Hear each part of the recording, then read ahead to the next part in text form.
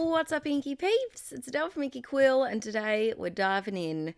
Oh boy, so I hope this video gives you some mojo to pick up some of those abandoned art journal pages or even scrapbook layouts, something that you've started and you haven't quite finished, because believe me, we've all got something hiding on our shelves, just patiently waiting for the day that it gets finished or the day that it gets thrown out. Let's be honest. I've done that a couple of times, but this art journal had several pages that were only half done, or the background was done. I had maybe cleaned off some stencils, or I used this journal for a Diane Reevely class that I took and just slap some paint on some various pages, and I just wanted to get them done. So it's nice to do a few of them in a row if you have a couple of backgrounds like that. This one had some watercolor already in the background, and so I went through my scrap drawer, which at this point was starting to fill up some of the colors, and I cut out a whole range of rainbow hearts. I just hand cut them out. They're wonky.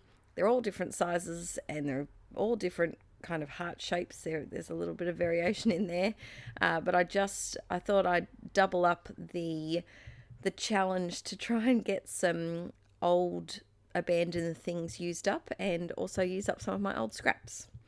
This is a really, really easy layout to create, and it would also be fantastic on a scrapbook page. I think it would look really cute with a photo on the top under, with the hearts peeking over the bottom of the photo maybe. But it was just fun to play with my scraps and just to see this page get done in the end. I did fuss around quite a bit off camera with which coloured heart should go on which part of the rainbow, and I gave myself a bit of slack. So you can see the dark blue is a lot darker than the blue shade that's on the rainbow, but I really like that paper and I wanted to use it up. And I was looking at these hearts and I was thinking they weren't quite popping enough for me. So I do go through and outline them in a moment. I'm using my glossy accents to stick them down because it's got quite a nice narrow tip to it, and I honestly had lost my other glue temporarily. It happens quite often.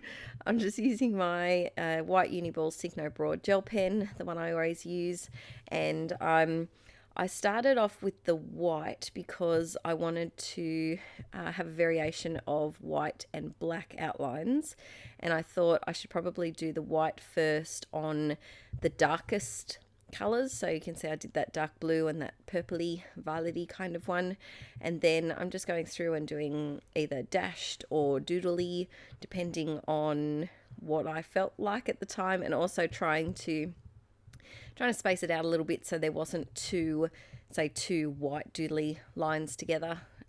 Just kind of separate them out, and I think this really made the page pop. Then I didn't know what to do, so as I'm finishing off the little outlines here, I was quite confused as to what was going to come next, and I think that's why I do abandon these pages. When I start an art journal page, I usually don't have an end goal in mind. I have either like a particular product or a particular focal image or a particular colour. I usually just have one thing in mind that I want to see on the end result, but I don't know what the final page will look like. And with these half-done pages, I really, really struggle connecting what's already there with where I want it to go in the end, because I feel like I'm already halfway there, and I don't know, it just affects my thinking process a little bit. And I thought I'd whip open Pinterest, which is my best friend when it comes to finding quotes for art journaling. I have a Pinterest board. I think my Pinterest is just under Adele Toomey, and it's called Quotey McQuote, and it's filled with all sorts of pretty words that I've found online and use in my art journaling. And this one just seemed appropriate at the time, and it was just how I was feeling in the moment.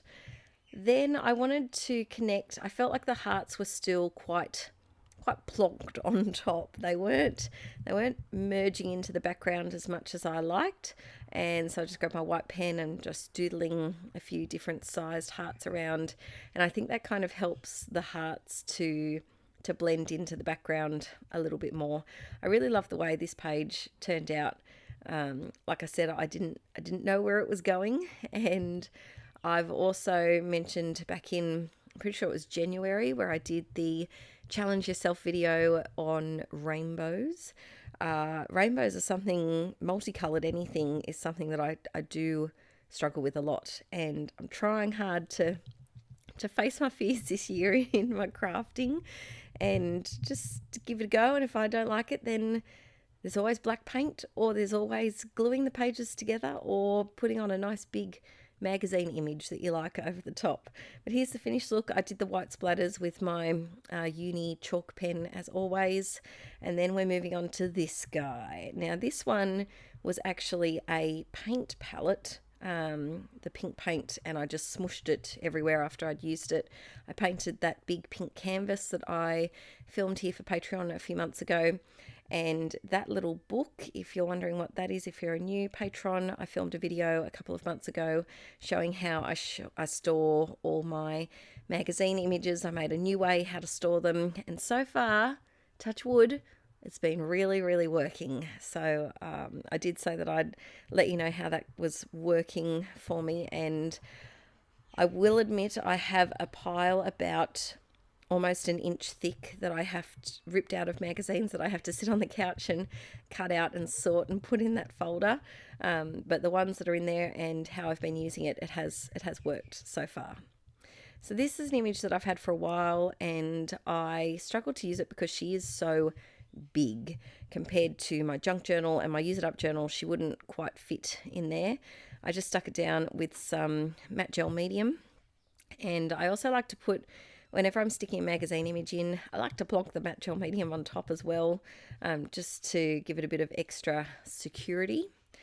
She wasn't popping enough for me, and you know, I've said before, if you're going to start art journaling or you want to dabble into it, see what you've got at home first, see what old acrylic paints you've got, or what art supplies, if you have kids, what they've got that you can borrow/steal. But two things that I highly recommend buying if you're going to start art journaling is a white paint pen and a black paint pen. You will find that just by adding a bit of black or white to your page, it can really change and make it pop. And they're reasonably cheap. You can pick them up for under $10, depending where you live, and you won't be sorry. They're very handy to have around. So I wanted to do a bit of a quote to fill up this space. Whenever I'm stuck on a page, I look for quotes. If you haven't noticed, a bit of a pattern there. This one was one, I think, I don't know who this is by. I wrote who it's by at the end. But I just wanted a really kind of loose, cursive-y, I don't know. I felt like this page gave me teenage vibes. It's something that if I had come across when I was in my teens, I definitely would have ripped it out and popped it on my wall. I think it's the bucket hat. I think that's what it is, because when I was in my early teens, bucket hats were all the rage in a non-ironic way like they are now. All that 90s to early 2000s fashions really come full circle, and now it's cool. Back then, sometimes it was a little bit daggy, but I think it's the bucket hat is really sending me back to my teen years. And then I still felt like the girl wasn't, I don't know, because her hair's dark and the hat's dark and there's a bit of shadowing on her face. She wasn't, I don't know, she just wasn't popping. I know I say that a lot, but she wasn't standing out enough for me.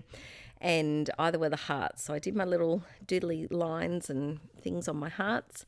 And then I felt like adding a bit of doodling to her shirt. And I thought I was just going to do the shirt, but then I went all cray on her hair, and I do really like the way her hair turned out.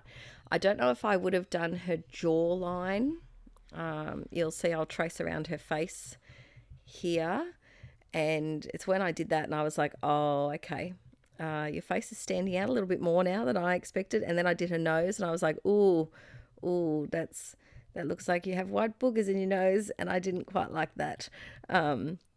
So I do try and rub it off, and then I smudge it a little bit, but I managed to rub most of it off. And like my grandma always says, a man riding by on a horse wouldn't notice. Only all of you guys watching this video now will know. No one else will notice. But I really love the way her hair turns out.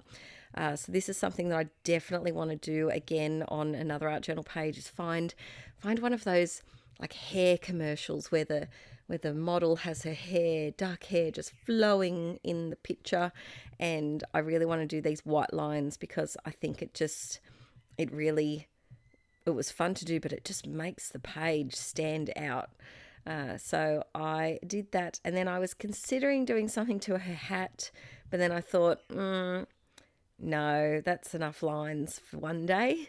And so I grabbed my Distress Oxides, which are something that I'm going to be honest, I haven't used a lot, and I don't know a lot of techniques with them. I need to do a little bit of practicing and experimenting, but I felt like I just needed one more color. It was very pink and black, and I just wanted one more third color in there. So I grabbed a stencil. I think this is a Flutterby Designs one, and I'm just doing some bluish kind of circles here, there, and everywhere.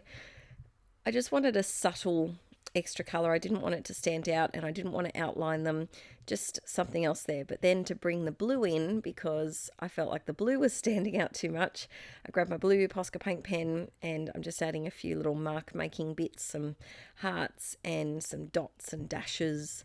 Whenever in doubt, I add hearts and dots and dashes. That's my and quotes. That's my go-to. So then this page is all done. It came together a lot easier than I thought. I have been flicking through this page probably for at least a year, and no, not a year, not this one, the first one I had. But yeah, it was just one that was hanging around for way too long. Thanks for watching today, peeps, and I'll see you in the next video very soon. Bye.